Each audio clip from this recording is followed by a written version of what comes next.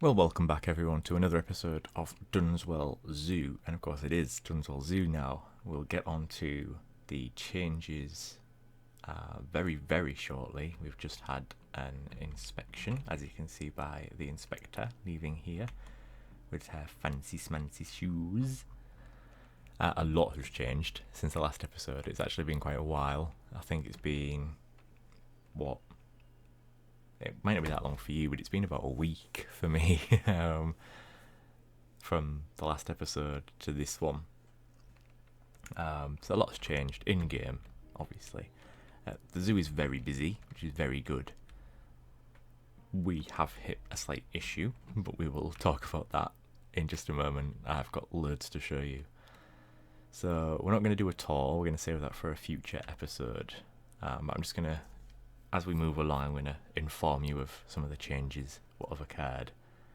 So, of course, the South America zone is our main developed zone at the moment. Very busy here. We, of course, have our Pampas pastures, which is the guanaco, the Chacoan peccary, and the greater rhea. We've lost a Chacoan peccary, unfortunately. One of our males, Eduardo, died of old age. However, if I can...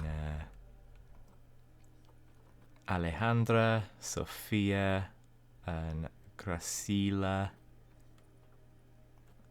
and basically all the females are pregnant, which is really good for numbers. We've got another Eduardo here. Really good for conservation numbers, so that's absolutely fine. But we need to start getting some genetic diversity, so we might think about bringing some others in and sending some to other collections. But all our juveniles have now grown up and they're going to have babies of their own, which is really, really good. Nothing else has changed in here. So yeah, it's kind of weird seeing a load of full-grown Chacoan peccaries walking on the habitat. It's really nice, nonetheless. Nothing's changed in the guanaco habitat. They're all very popular and loving life. Lots of things have changed here. We'll go into that in just a moment. Our greater rhea. So the first two chicks, they matured, so I sent them off to other collections, and they went on to have more chicks. So we've got Gracila, Romina, Valentino, and Esperanza. And I believe it's... Are they all to one parent? I think they are. Evita? No? I don't know what's going on then. But yeah, that's new.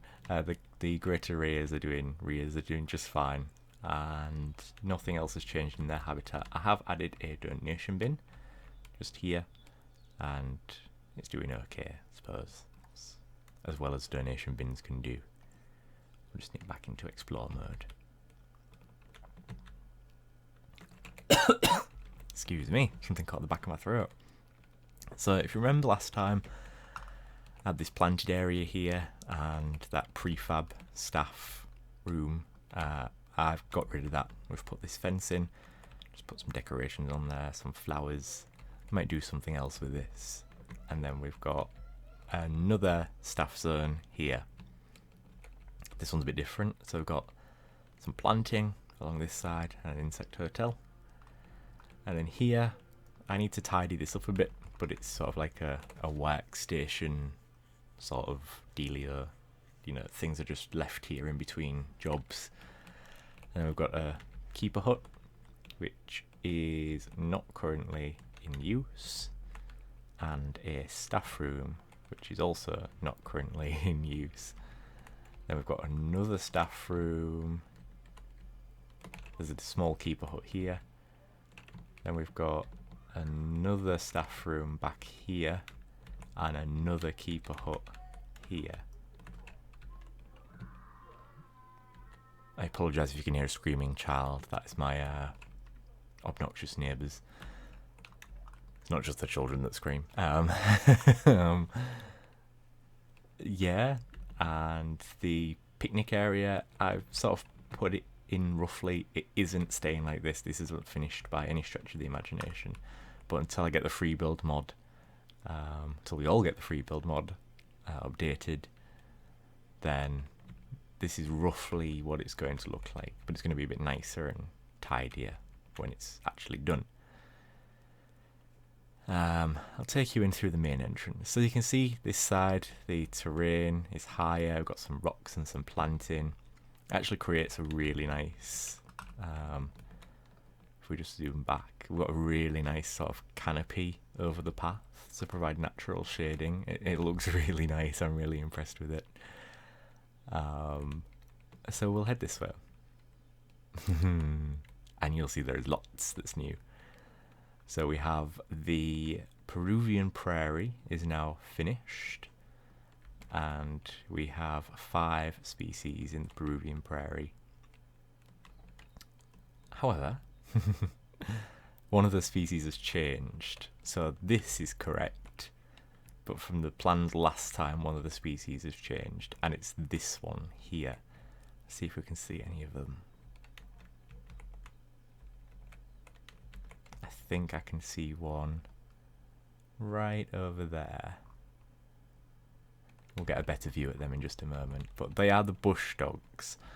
So I swapped the Patagonian Mara out for the bush dogs just because the Patagonian Mara, as nice as it would have been to have them with the mountain tapirs, they wouldn't have come across each other in the wild, and I wanted an authentic experience for our guests.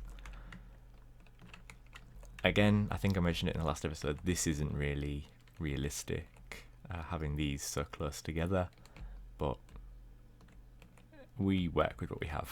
We've got our single male anteater in here somewhere. People are quite interested for some reason. You could adopt an anteater, your name could be here. Adopt an anteater today. Our male anteater should be outside somewhere. People are looking in this direction. It's on the scratching post. I did actually mix the male and female anteaters. I need to sort the path out here. And they have bred. There's an infant on the way, so I've just separated them again, and then we'll move the female into here and the male in with the coatis. I didn't want indoor viewing for the bush dogs, which is what this habitat is, so I've done some advertisements here. So you've got Gulpy, and the next zone in South America is the Pantanal Paradise. Has anything changed over here? Yes, I've brought the rocks to match the fence. Otherwise, it's still pretty standard round here. Still haven't done anything with these corners yet. I'm going to wait until that's a lot of money. Wowzers. I'm going to wait until there's a bit of a downtime between episodes, and then I'll sort the little finer details out. But yeah, our female anteater, who's taking a dip here, she's not due to have offspring until October 85, and it's currently October 83. So she's got another 2 years before she gives birth, which isn't very realistic, but that's just the way the game is. But yeah, when she's closer to having the child, we'll move her on her own, and we'll move the adult in with the coatis, just to give her a bit of peace and quiet. So now our new habitat then, the maned wolf. There's 2 in here, a male and a female. Quite a large habitat, as you will be able to see. Custom education board, because if I just click on default, the education for the maned wolf doesn't work. It's actually not been updated since 1.8. If I remember reading correctly, they also can't breed yet, so we won't be having any infant maned wolves anytime soon either, unfortunately. And we just come up this hill here, which needs to be smoothed out. This walled off area behind that's going to be the Pantanal Paradise. Then we've got these viewing windows at the back, which I really like. I just need to adjust this one There's a bit of a gap there. In fact, while I'm here, let's do that now.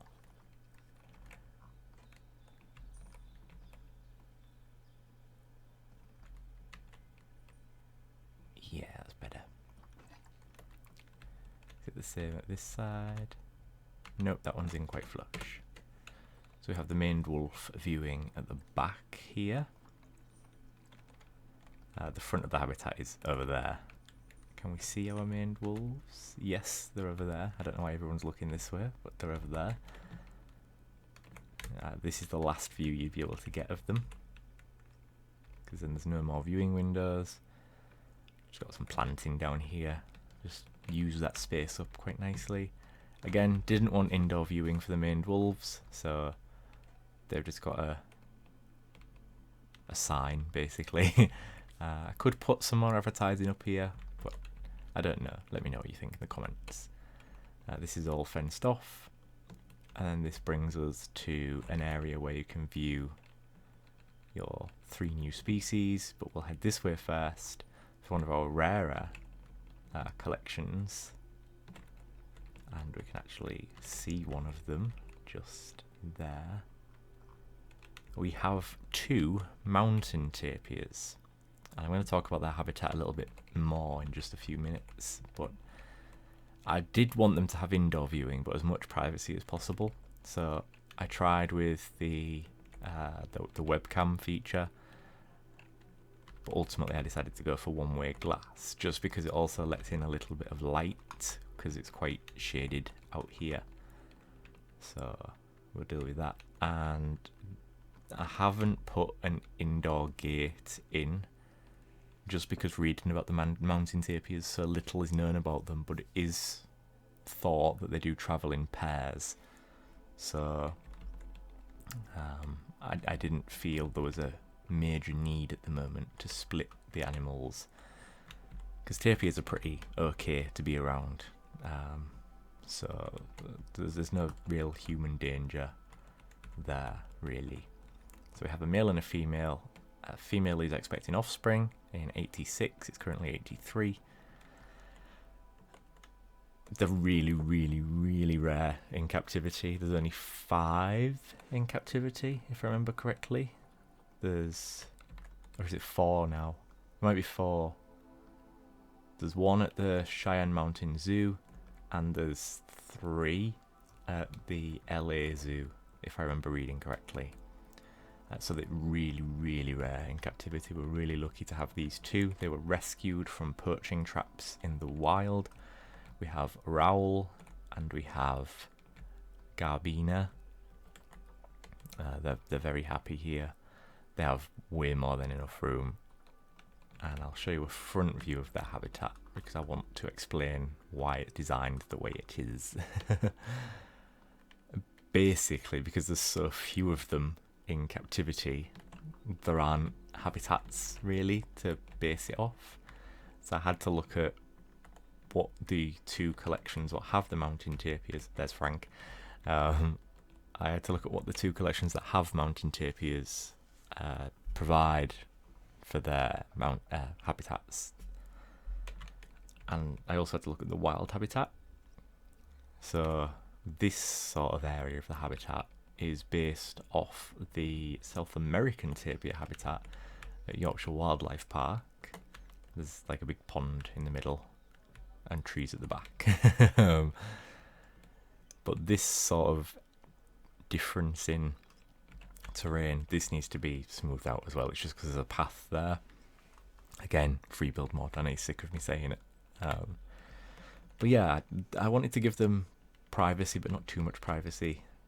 Obviously the guests can still see the animals, even the children, just about, depending on the height of the child. But the mountain tapirs don't get stressed with this, which is really good. I had a very similar fence for the bush dogs, and they were getting stressed, so you can see I had to do that.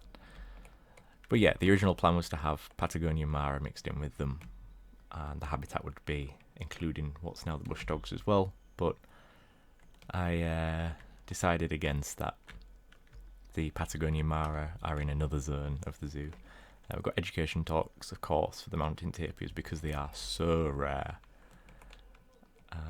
But yeah, they basically can only have one male, one female. They don't tolerate social groups particularly, even though there's 3 at the LA zoo.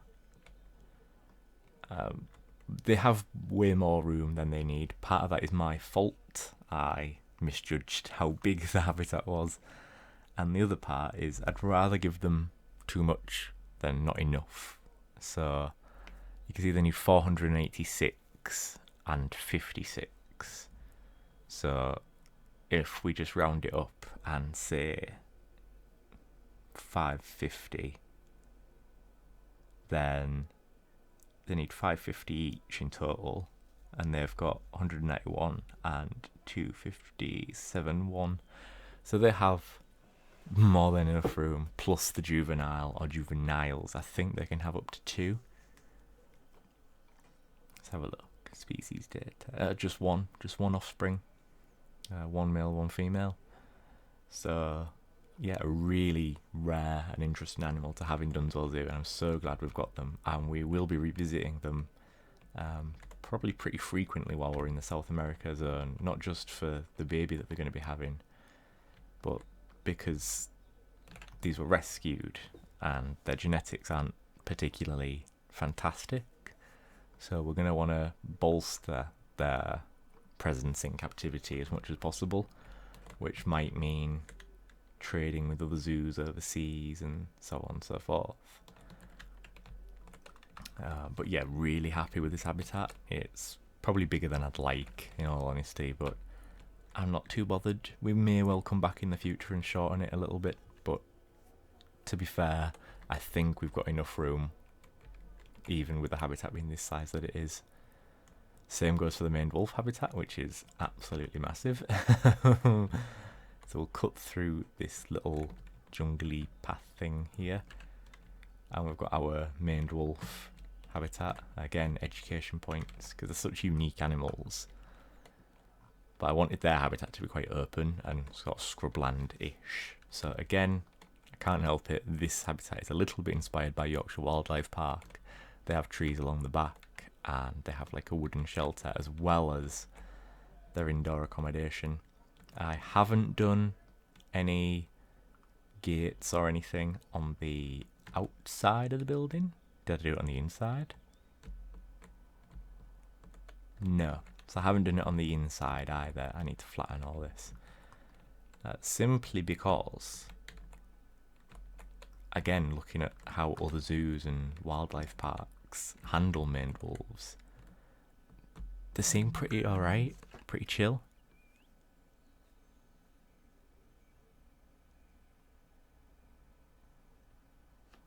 So, yeah, do apologise about that. That was my phone.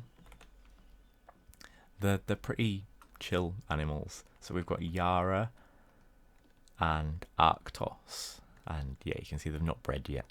That's a mod problem. We need to wait for that to be updated to 1.10. They have a considerably larger habitat than they need.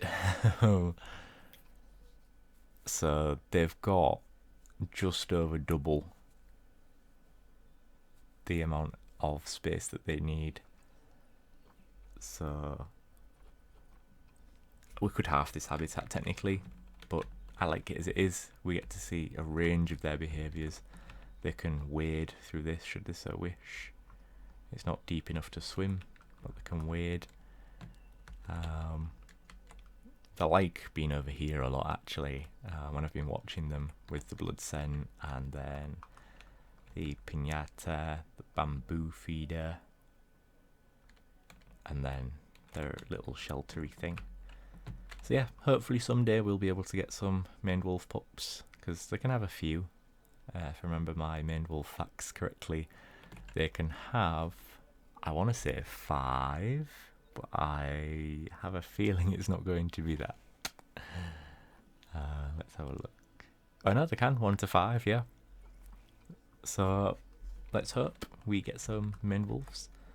I will put some outdoor gates on here just because we might want to keep them indoors, but I don't think I'm going to segregate them, to be fair. Although maybe I will in case we need to do a vet check. Who knows? We'll decide at a later date. It's not important at the moment. There's no curbing. I'm going to wait until the free build mod is updated to do the curbing, because then I can flatten everything properly. So yeah, do apologise that my phone keeps going off. Need to adjust the rocks here a little bit because they're showing through this fence, but the path will also be levelled out a bit more because it does dip considerably. Oops, that should have changed. Why is it showing maned wolf? There we go. It's a funny old game this sometimes, isn't it?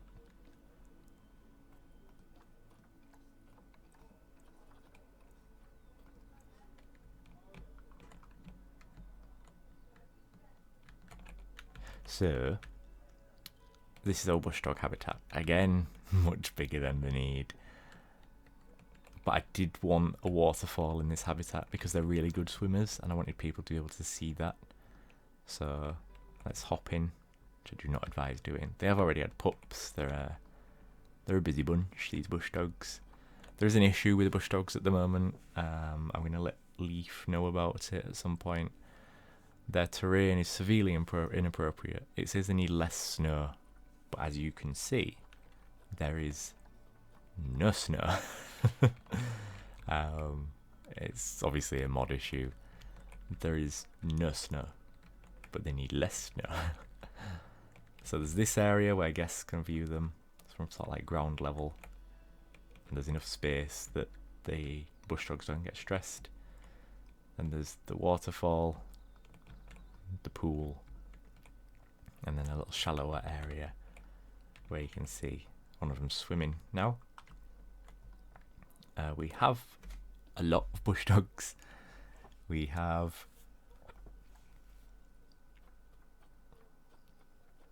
9 in total. Some of them are golden juveniles, so we may bring some other ones in to breed with them, sort of better represent the genetic population within the zoo. What are they needing? More food enrichment. And if I recall correctly, they're based on the Arctic fox.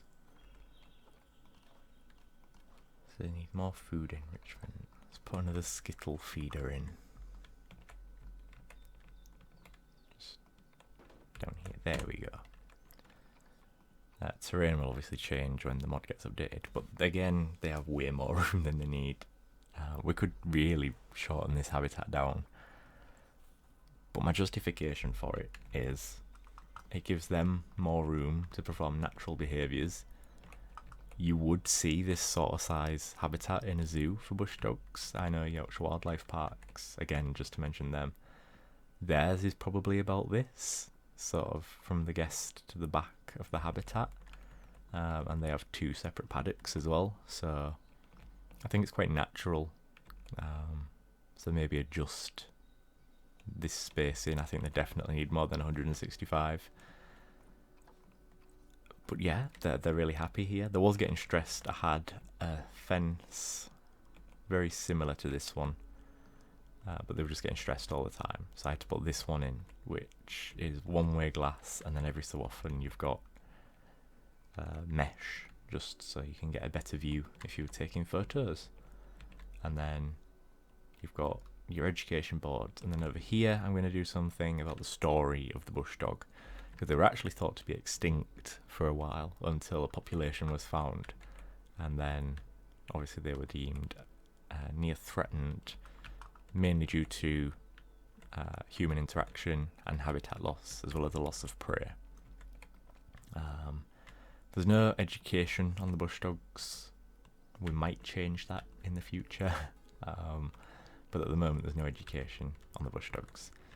And then they've got an indoor shelter here.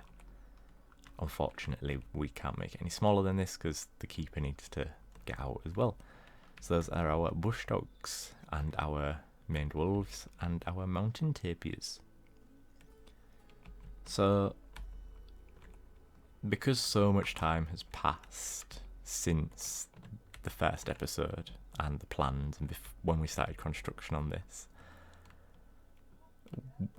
I've had to change things quite a bit. So rather controversially, and Leslie's not very happy with me at all, I've closed the East Lake Animal Education Centre.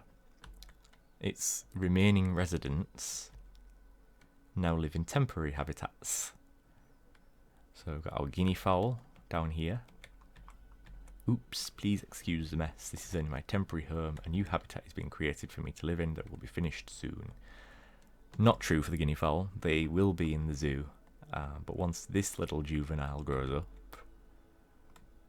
which is going to take a little while, they will be heading off to another collection and we will shut this habitat down. But we will be getting guinea fowl back. So we head out of the Africa zone and we head into Australia. And we have the emu are now over here. Again, same story. Please excuse the mess. This is only my temporary home. A new habitat has been created for me to live in. It will be finished soon. That's true. We will be starting on the Australia zone relatively soon. And I actually plan to have the emu habitat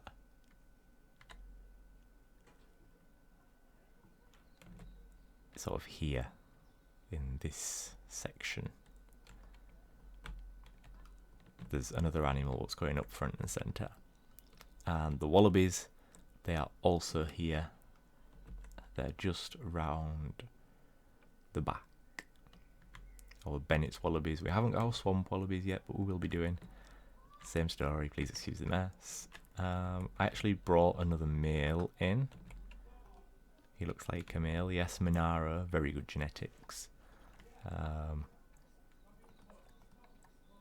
And he's already got 2 children, Eileen and Yindi.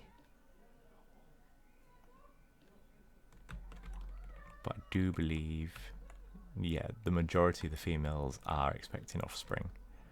The ones that aren't have already had children.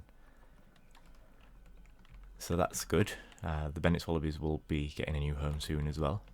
In fact, looking at my drawings, Bennett's wallabies are going to be over here in a walk-through habitat with the swamp wallabies, which is not at all based upon any other zoo or wildlife park, which I may or may not have been to, Yorkshire Wildlife Park. So that's the story there. If I just nip out quickly and show you, everything else is gone. The East Lake Animal Education Centre is gone. The only thing what's left is this one duck that refuses to give birth. Offspring imminent. It's said that for ages and is very, very close to death. So when the duck dies, we will shut down this. The old entrance is gone. What else was there? The badgers, I sent them to another rescue facility. The seals, unfortunately, died of old age until there was only one left, and it seemed a bit cruel keeping just the one. So I sent her to another facility to live out the rest of her life with some other seals. The peafowl died of old age. I sent the tortoises to another collection because we weren't going to get round to them for a very long time. And just having that tortoise house just out here in the middle of nowhere just seemed a bit redundant. So they went to another collection. The llamas all died. The penguins we sent to another collection. The doll sheep we sent to another collection. The lemurs we sent to another collection. The cranes we sent to other collections. The otters we sent to other collections. The binturongs we sent to other collections. The camels, unfortunately, all died right before the update, which reskilled the camels, which would have been great, but unfortunately not. What else did we have? I think that was it for animals, wasn't it? But yeah, essentially all we're left with now is the one duck, and then we can shut this area down. And we've got a massive canvas to build with. So my plans are, if I can recall. We're off to a good start.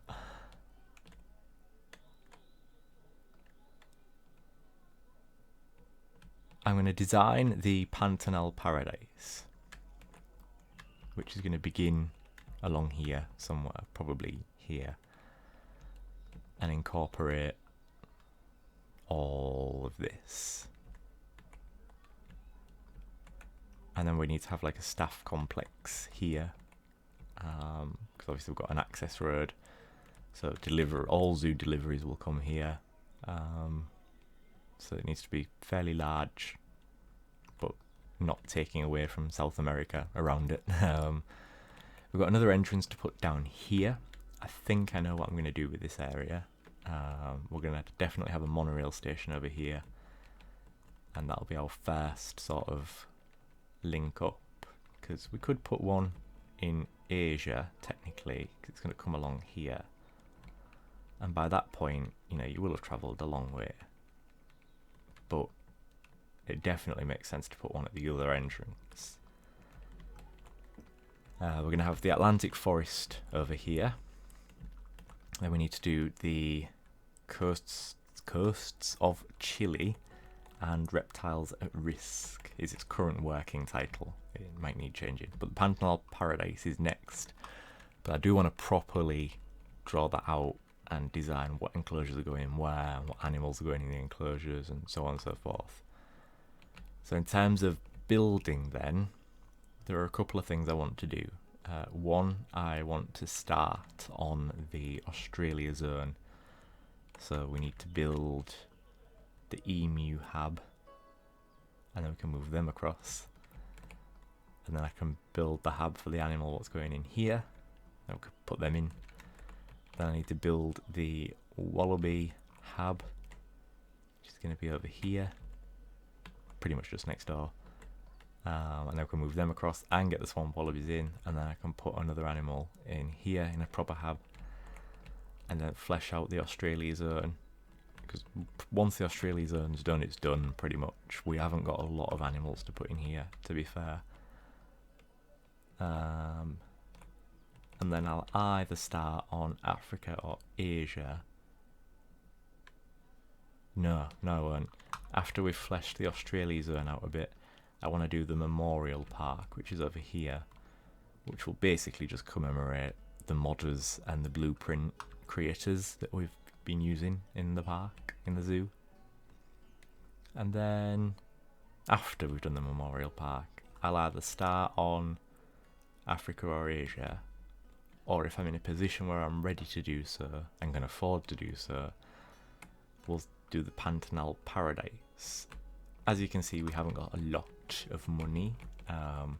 We're on $442,935 and 42 pence. We are losing £55,168 and 41 pence a year.